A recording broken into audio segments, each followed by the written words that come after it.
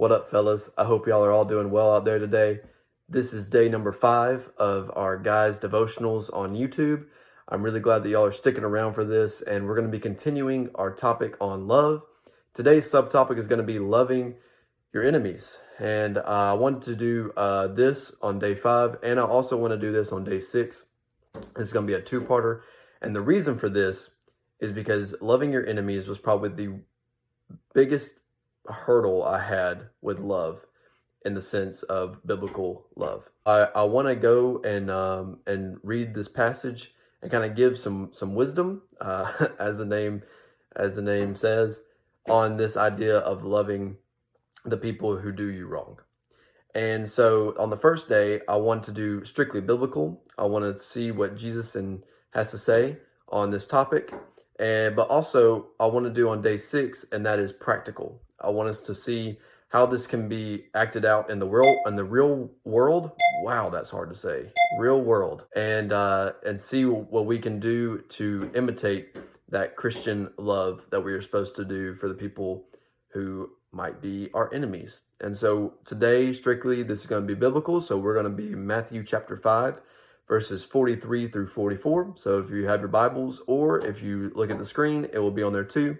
And we'll go ahead and read that. You have heard that it was said, "You shall love your neighbor and hate your enemy." But I say to you, love your enemies and pray for those who persecute you. Okay, so loving your enemies. Guys, this is probably the hardest thing that I had to learn for myself and understand for myself when I was growing up and when I was your age. This did not make any sense to me. I always thought, why would Jesus have me love someone who could care less about me?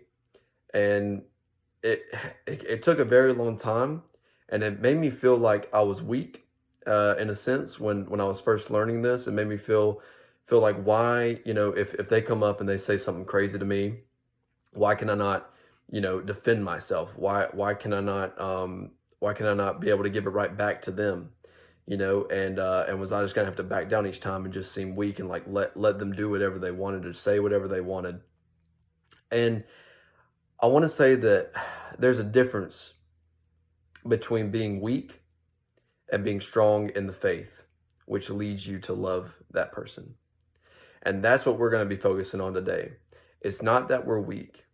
It's not that Jesus wants us to be weak. It's not that Jesus wants us to back down. It's that Jesus wants us to understand that we have God's love. The God's love that gives us brotherly love.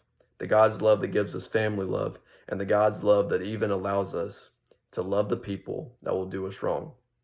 And I think when we first understand that, that's when we get that first instance of like, okay, this is why I'm supposed to love my enemies.